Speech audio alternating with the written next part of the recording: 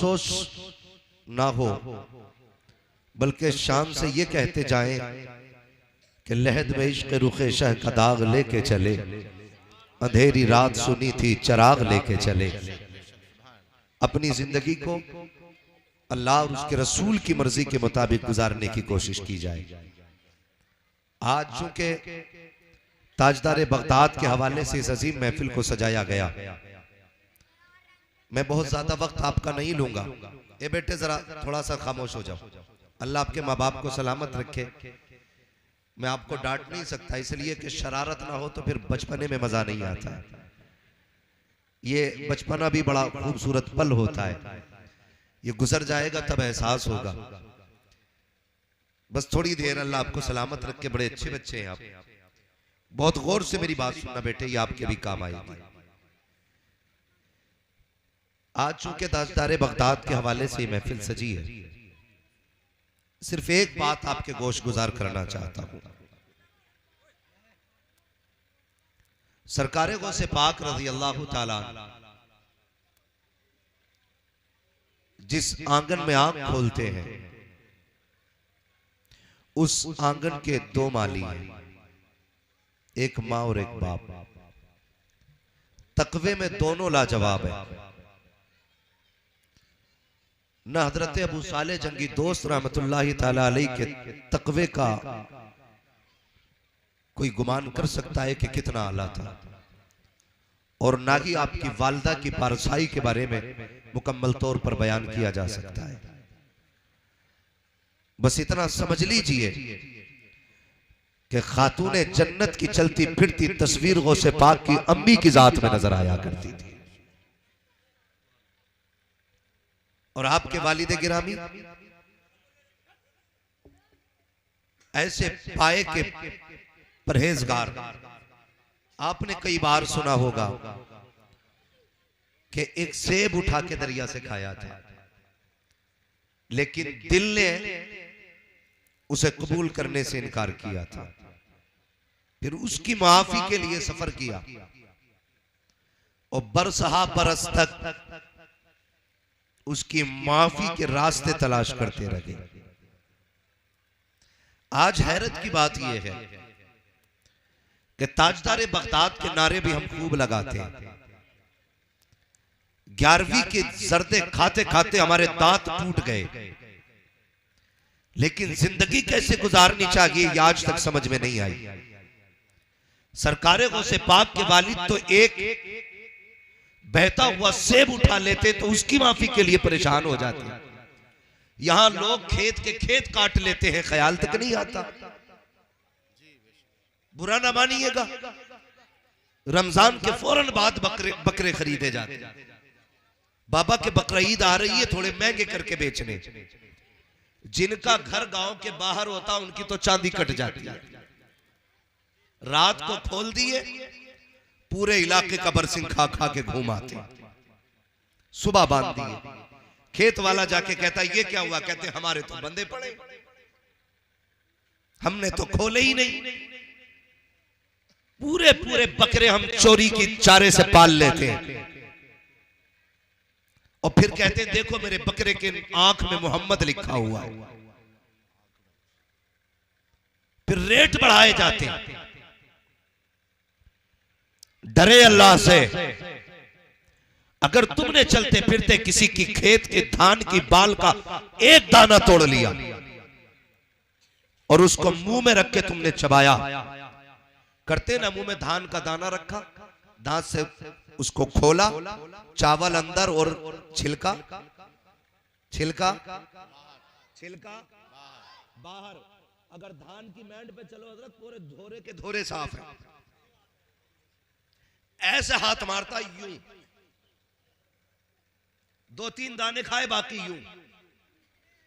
ख्याल कीजिएगा जब कयामत में अल्लाह हिसाब लेगा ना, कितना खाया था ये भी बताना पड़ेगा, छिलका किधर फेंका था ये भी बताना पड़ेगा। कोशिश ये कीजिएगा किसी का एक दाना नाजायज हमारे हलक के अंदर नहीं आना चाहिए। एक दाना भी नाजायज हलक के अंदर नहीं आना चाहिए। जब यही औलाद 12 साल की होने के बाद बाप के सामने जूता लेके खड़ी होती है तो कहते इमाम साहब कैसा पढ़ा रहे हो, लल्ला गाली दे रहा था मुझे। फिर ठेकेदार इमाम साहब हो गए। हमारा बेटा जूता लेके हम पे खड़ा होता है तो जिम्मेदार इमाम साहब हो जाते हैं। मुझे बता तो सही, जब तू कमाने निकला था तब बच्चों के लुकमों का ख्याल किया था? मैं जो इसे खिला रहा हूं ये हलाल का है कि हराम का?